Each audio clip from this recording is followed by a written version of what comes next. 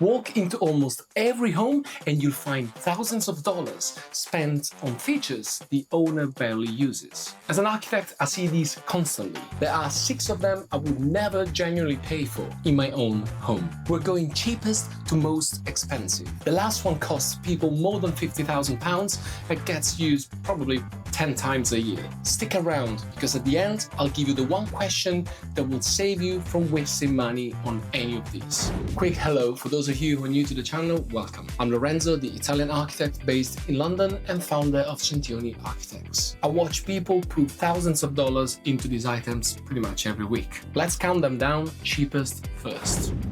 Number 1, the towel warmer. This one sounds like affordable luxury, but what it does really, it hits 1 or 2 towels slowly. Most people leave it running all day for a warm towel they use for 30 seconds. It's a lovely idea that actually adds to your energy bill and does a job a hook on the wall does for free. If you adore it, okay, that's fine. But if it was for me, that would be really the first thing I'd cut from the budget. Because those $600 buy far better comfort elsewhere. That one's cheap to get wrong, but the next one is the one people massively overspend on. Number 2, the Spec'd toilet. This is the high-tech toilet, heated seat, lid that opens itself, the lot. Easily $1,200, £900 and up. I'm not anti-comfort, so don't get me wrong, but hey, it's a toilet with electronics in the wettest room of your house. That doesn't sound right to me. When the tech fails, and yeah, it does, it's not as easy as calling the plumber. You're actually replacing the whole unit. You pay a premium for features that you will probably forget in a week or 2. Buy a good basic one and spend the difference on better ventilation. That was cheap so far. Now we climb the money line. Number 3, the built-in fridge. A proper dual zone built-in into the cabinetry runs around $2,500, and a wine wall climbs far past that. I see this pattern a lot of time. Someone gets extremely excited by showcasing their wine bottles. Maybe they buy a 100-bottle wine fridge and keep about 12 bottles in it, half of them Prosecco for guests. It's a beautiful kit if you are like a wine collector, but if you are like me, someone who drinks on weekends every now and then, really that's not for you. Buy the wine, not the fridge. That was a small luxury trap. Number 4 is the one that breaks my heart most often.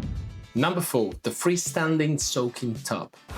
Once you factor in the specialist plumbing and floor reinforcement this needs, you're easily at $5,000, nearly £4,000, and often far more.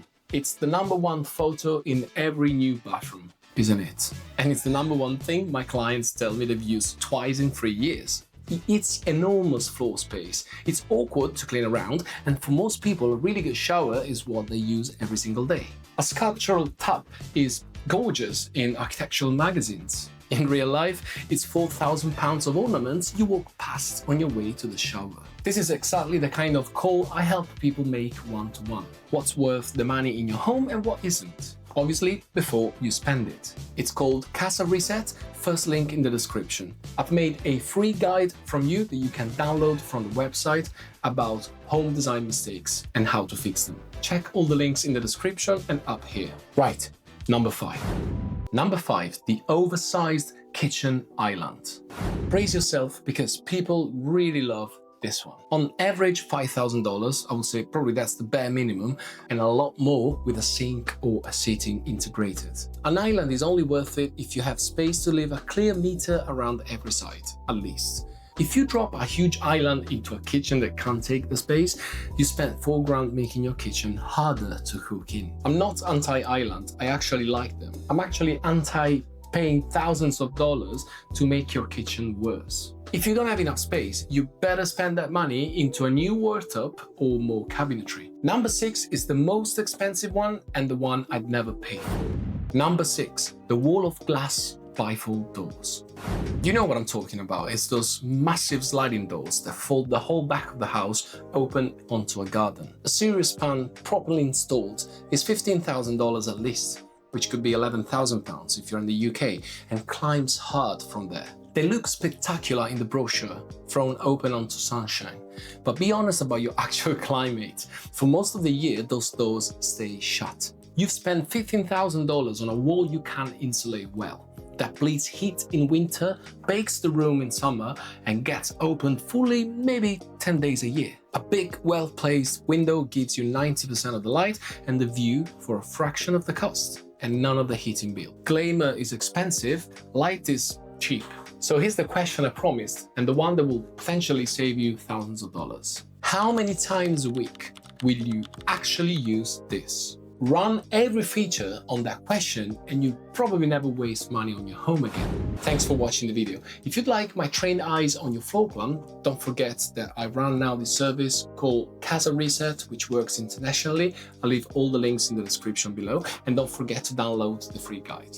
Tell me in the comments below which feature do you already have, or which one you were planning to buy and after watching this video you thought it would be better to, spend the money somewhere else. Up on the screen you will see my latest video and my favorite playlist about home mistakes. Go and check them out.